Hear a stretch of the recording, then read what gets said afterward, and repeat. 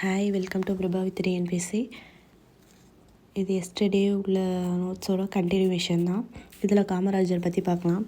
காமராஜர் பிறப்பு எங்கே அப்படின்னா விருதுநகரில் ஜூலை 15, 1903 கல்வி வளர்ச்சி நாளாக கொண்டாடுறோம்ல. ஜூலை 15 இவரோட பிறந்த நாள் தான்.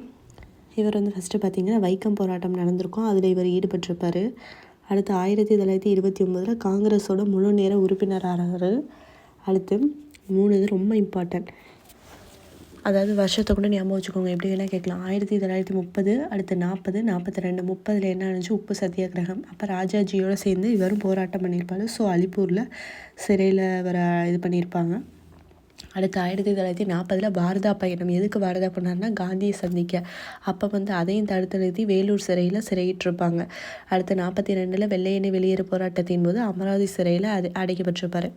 அடுத்து 1947 நம்ம நாடு விடுதலை அடைஞ்சிருச்சு. அப்போ இவர் என்ன பண்ணுவார் அப்படின்னா சத்தியமூர்த்தி இருக்கார்ல, அவர் யார், இவரோட அரசியல் குரு.